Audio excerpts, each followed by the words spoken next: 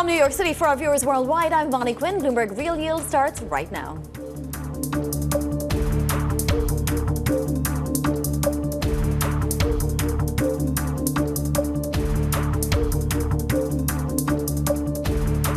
Coming up, stagflation fears re-accelerate as Trump's tariff policy hits the economy.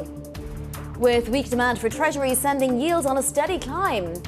All that as inflation fears return to the forefront with US CPI on deck. And we begin with a big issue, uncertainty pressing on and clouding the path forward for the Fed. Clearly, there has been an uncertainty impacting the economy. The macro data has been quite resilient. The quality of the data has deteriorated. I'm worried that we're going to be in a sort of stagflationary environment. What we do need to be prepared for is more volatility in the data. What matters is what's going on in the rest of the inflation basket. It's a risk, and it can certainly complicate things for the Fed. If we get enough pain, enough suffering, I think the Fed will have no choice but to react. The Fed is in the risk management game. The direction of travel is very clear. Rates are coming down. That Fed put is maybe not as secure as people think. It's attractive to still be invested in fixed income. We don't see the same role for bonds as diversifiers. Yields could stay elevated for a little bit. It makes me cautious, I think, on longer-term treasuries. Where this lands is still uncertain.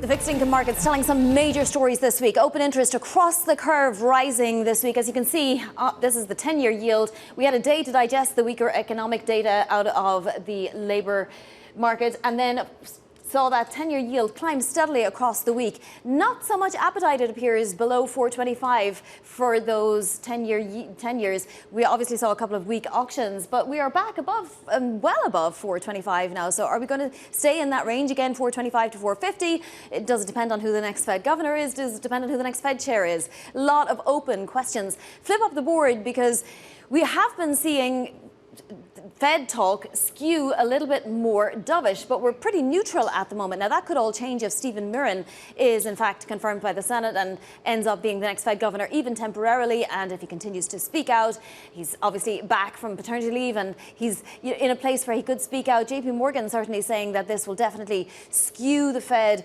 more dovish and that might make a huge difference when it comes to rates in the next half of the year. Well, speaking of the Fed, Goldman Sachs Vice Chair and former Dallas Fed President Robert Kaplan joined Bloomberg TV yesterday and spoke to how a pivotal weakening labour market is for policymakers. If I'm going into September, I'm saying if I see one more negative jobs report to confirm what we've seen, this trend, which you'll see in early September, yeah, I'd be inclined to believe that maybe I'm willing to take some risk in order to head off a further weakening in the economy. All right, joining us now, Nisha Patel, Senior Fixed Income Portfolio Manager for Parametric Portfolio Associates. And here on set, George Catrambone, Head of Fixed Income and Trading at DWS Group. So, Nisha, let me come to you first because we've seen a lot of data this week and, a lot of changing in the environment, frankly, with the potential for Stephen Mirren to be in at the Fed. Also the potential for the next Fed governor to be for the next Fed chair to be Christopher Waller. Has that changed anything in your outlook? Yes, I think most notable outside the chair nominations, the change in Fed governor, is really the jobs print that we recently had. And I know we've spoken about this perhaps ad nauseum, but I think that number is very pivotal in changing the narrative that the economy is very strong, that the economy is resilient, right? The strength of that labor market. So I think regardless of where we end up with the Fed chair, the governor nomination, we're already starting to see this shift where this puts the Fed probably in a more of a spot to start to get ready to cut. Now, I think recently, just in the snippet before, Kaplan had mentioned, if there's one more print in August that is weaker and you see possibly further revisions for the July's number to the downside, I mean, this to me cements a September rate cut and really something that the Fed, maybe wants to start accelerating if we start seeing further cracks in the labor market. And then one thing, as we constantly talk about, we still haven't seen kind of, where tariffs land, what impact that has to inflation. And again, that's where I think we're also thinking that the Fed is going to be in a tough spot here. They could start the Fed cutting cycle. I think just the momentum of that is really going to depend how much of the tariff impact we start to see in inflation, and the CPI number next week is going to be a big one. Yeah, for sure, George. I mean, we're kind of past that weak jobs data right now, and it was weak, but nevertheless, the economy is still creating jobs, and we saw some better jobs data this week, for example, in initial claims. So is it for sure that the Fed will feel that need to cut, especially if we get a hot CPI print next week? Well, that's part of the problem. The economy that the Fed thought they were looking at on Wednesday in their meeting was very different at Friday. And then if you look at it, 14,000 ads in June, 19,000 ads in May, and that strength came from healthcare. And I don't think that's a healthy segment if you actually want to grow the economy. And if you back that out, it's actually a negative print. So well said, we're going to now look immediately at inflation. That's why the market is kind of going sideways in between. And the Fed is going to have to decide which side of the mandate is more important right now. And if labor is actually weakening and then the 3-month trend line's around 35,000 jobs, what do you do if inflation actually starts reaccelerating because of tariffs? You've seen it in toys. You've seen it in furniture. You've seen it in bananas. And that's on the good side, right? But services has actually been coming down, and shelter's been a large component of that. I think that's why Powell had sort of a tough press conference, because he's trying to balance both sides. He also has another problem, George, and that's the fact that, Stephen Mirren could be confirmed by the... I mean, it would be a tough ask, but it's potentially the case that he could be confirmed by the next Fed meeting. If that were to be the case, and Powell didn't want to cut, then he'd be risking 3 dissents, no? Yeah, Mickey Bowman's 2-0, right? Waller looked coming up roses with his last dissent, and now I think we know how Mirren's going to vote if he gets in time. He has 3 or 4 meetings. I think it also keeps Bissent still in the conversation in the background, potentially Chris Waller becoming FOMC chair if Mirren just becomes a temporary phenomenon, but he's most certainly going to represent a dovish view, and that's going to be a thorn in the side. I'm not sure why Kugler went up resigning early, but Powell had a no good, very bad day on Friday. Yeah, Nisha, let me ask you about that. Is that, going to factor in for Fed Chair Jay Powell, the fact that there could be 3 dissents if he really doesn't think the data, he and the committee really doesn't think that the data show that there should be a cut in September? Yeah, I think this is going to be a factor in the decision, but I think Chairman Powell has done a good job of really staying independent of politics and the pressure that he's received from the president and the administration to really say, look, we have 2 dual mandates here, right? Very clearly articulated. And from his standpoint, he wasn't seeing any need to necessarily make the cut, right? Especially as we were seeing, again, pre-Friday, a very healthy labor market, and we hadn't seen a notable uptick in inflation. Again, I think this changes the narrative to where it's possible Chairman Powell now also is thinking, look, this is possibly the time for us to start beginning on an easing cycle. But to your point, Bonnie, I think, look, this is certainly going to be a factor. But I also think that Chairman Powell may already have come to the realization that, look, we're starting to teeter on that labor market narrative strength.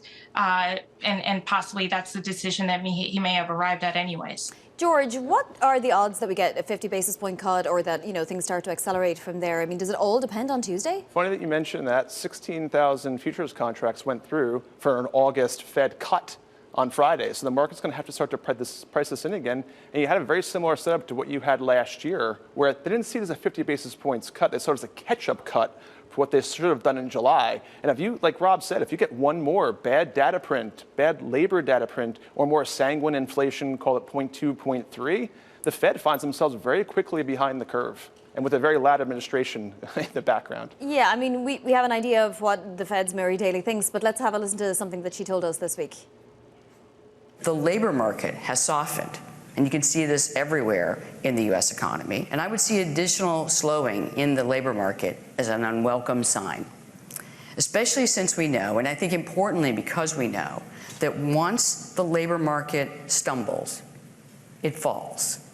And it falls quickly, and it falls hard. I think we'll likely need to adjust the policy rate sometime in the coming months. Yes, and we saw that as well in some corporate earnings. I mean, thinking of, McDonald's talking about customers skipping breakfasts. We had Wendy's with a bad outlook today as well. Nisha, where would you be comfortable right now, given the move that we've seen in the curve, stepping in? Yeah, so I think right now the biggest risk, if you're an investor right now, is possibly just being underweight duration, right, and sitting in cash. And we've been seeing, certainly even over the past few days, the past week, where we've seen the money market, side of things and the amount under in assets see a pretty sizable uptick. And so you're seeing a lot of investors pulling out of possibly equities, out of markets, moving to cash. And I think more of that pain trade comes from not having any duration exposure. Many clients out there could be easily underweight fixed income. So in terms of how to take exposure, I think overall, just having some duration and looking to leverage some of these yields that we're seeing. Look, the intermediate part of the curve, you're looking at yield levels that still from a real yield perspective are very attractive, 2%, nominal yields of about roughly 4%. You start looking in other markets where tax equivalent yields are north of 6%, 6.5%. So I think this is more a story about long-term investors really now having an opportunity to not only lock in income, but especially while you have the narrative and that reinvestment risk rising substantially of sitting in cash, right? Especially if the Fed starts cutting, and that starts happening fairly fast. George, I want to briefly ask you about Fannie Mae, Freddie Mac, because this has been coming, but we have a Wall Street Journal report now saying that it could happen this year. pending congressional approval and so on, but that there might be some kind of an IPO, maybe as much as $500 billion or more.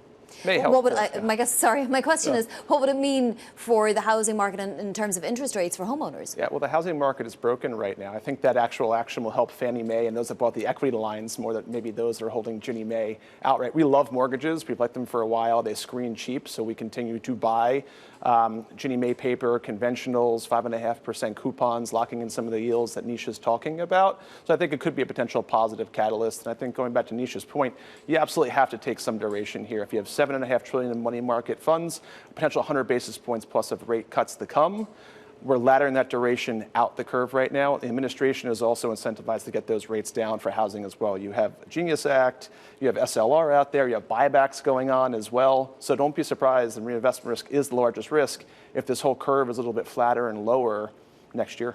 All right. Well, not today, but maybe next year. Thank you to George Catrambone of DWS Group here in studio, and of course Nisha Patel of Parametric. Up next, the auction block issuance of U.S. junk bonds is running at the strongest pace since 2021. That conversation next. This is Bloomberg.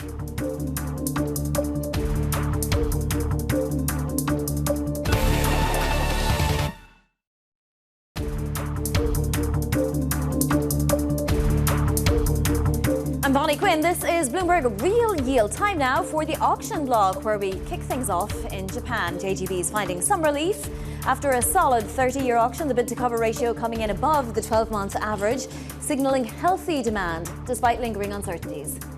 In the U.S., investment-grade bond markets recording their busiest week in over 3 months.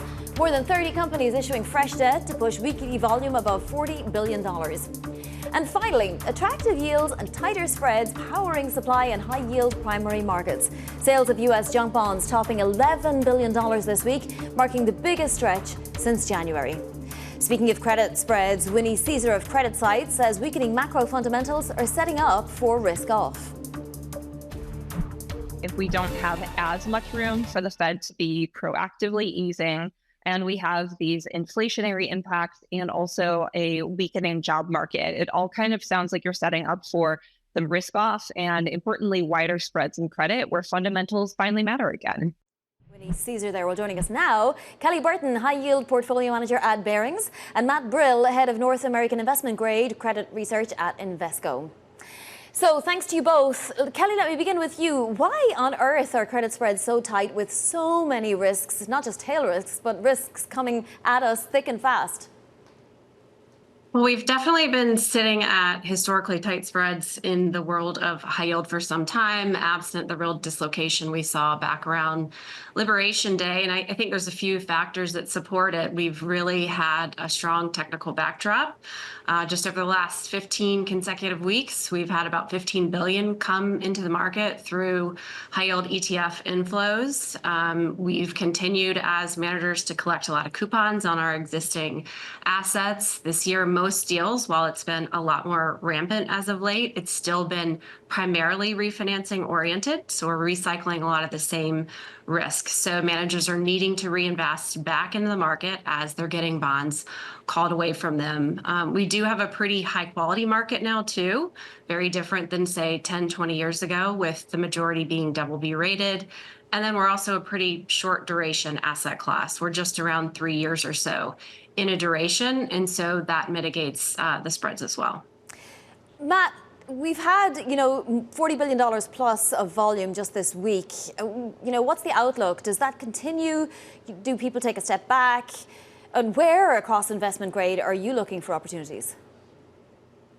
Yeah, I think Kelly, was very accurate with a lot of the statements she had around just, the demand for fixed income. And, she's on the high yield side. And, just a few years ago to get high yield, you got 5%. And now you're generally getting that in investment grade. So I think that's been driving a lot of the demand.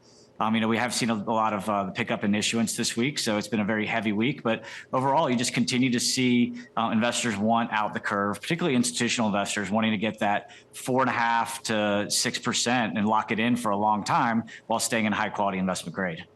For both of you, and I'll start with you, Kelly, how does it impact how you think about your area, high yield, when it comes to, say, the potential for a Stephen Mirren to be a Fed board governor? I mean, he's one of the authors of the research paper, that basically set out the Mar-a-Lago Accord. He thinks the tariffs are going to be disinflationary and so on. Does it impact how you see the next 6 months?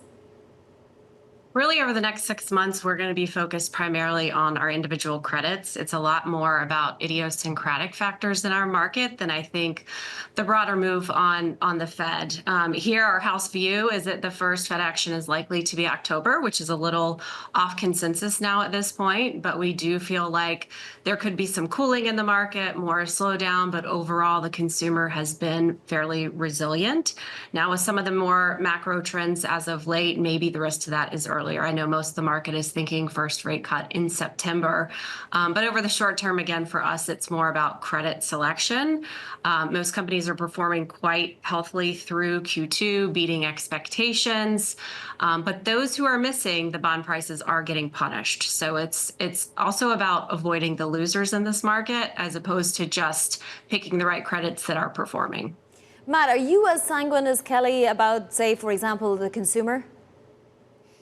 Well, the consumer has been challenged for sure. Just higher prices. You've seen it in the lower end consumer just continue to be, very upset with the dynamics that have been in place for the last several years. So consumer has been challenged, but the job market's been good. So not everybody, but a large percentage of people still have had jobs. And with that, they have been spending.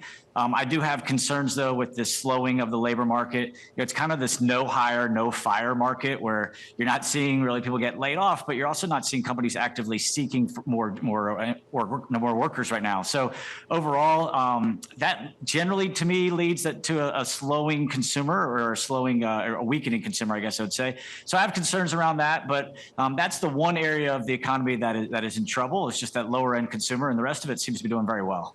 Matt, are you looking outside the United States at all, given how many potential ripples there are in this market? I mean, today alone with gold, we saw a big impact on the market for a time, and I'm sure that affects parts of the investment grade universe on days when that happens. Is there a reason to look outside the United States just for those reasons alone? I think so. It's just looked in the last several months with the weakening of the U.S. dollar. That's renewed a lot of interest in global debt. So we've seen that from clients. I would say even if we're investing in what we call hard dollar, U.S. dollar, euro denominated investment grade debt, if the dollar is weakening, it's easier for those companies or countries to pay that debt back. So overall, that's generally been good. We had a lot of concerns around the tariffs and what impact they were going to have on the other countries. But for most of Latin America, particularly, they're actually not huge exporters to the U.S. outside of Mexico. So overall, it's not been a huge negative, and we're starting to see some real opportunities there over the last several months. Kelly, are we going to see, a rush to issuance for the next few months, or will we have more issuance once things are a little bit more certain in terms of tariffs, in terms of who actually is going to be leading the Fed, in terms of who's going to be on the Fed board? So we've had a rampant pace of new issue activity already through this summer after a bit of a pause in April or so. I think over the next couple weeks, we'll begin to slow down seasonally into the Labor Day holiday, but I won't be surprised to see a slew of activity on the back end of that. I think we've seen not just refinancing activity, but as of late, a significant uptick in strategic M&A transactions to be announced. So I think we'll see some deals in the market to help finance those, even if proceeds are initially put into escrow for something that's not even closing till next year. I think that'll be a theme to really watch going into the end of the year and in early 2026 is more true new risk put back into the market in the form of M&A activity. And then maybe following on that, maybe there's a return of PE into the market as well. To date, that's been quite muted, but we are seeing a change underfoot in terms of M&A with strategics. Thanks to you both for joining me today. That is Kelly Burton of Barings and Matt Brill of Invesco. And if you can't get enough talk on credit, please check out the Bloomberg Credit Edge weekly podcast on the terminal and wherever you get your podcasts. Still ahead, the final spread, the week ahead featuring US retail sales and another big inflation print in America. This is Real Yield on Bloomberg.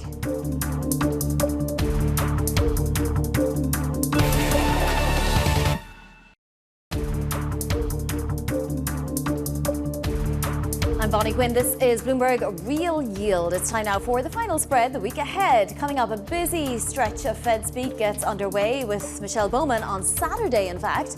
Then on Tuesday, we get US CPI, an all-important CPI report, and the US-China trade truce is set to expire Tuesday, so we'll look to see if that gets extended. Wednesday, more Fed speak from Goolsbee and from Bostic. That's followed by US PPI, and then of course another read on the labour market on Thursday with initial jobless claims once again. And finally, US retail sales and the U-Michigan sentiment survey to close out the week on Friday. And for my final thought, let's take a closer look at the week ahead and the CPI data, especially estimates calling for core CPI to tick down from the month prior, but to rise to 3% year over year. That would be a full percent above the Fed's target. And if that does happen, we're going to have plenty of questions when it comes to what happens at the next Fed meeting, which, don't forget, is September 17th. So you'll get the rest of August, but then a couple of busy weeks coming into September, and we may even have a Senate confirmation hearing to have before that. That's, of course, if the Stephen Mirren pick does go ahead. This has been Real Yield. Same time, same place next week. This is Bloomberg.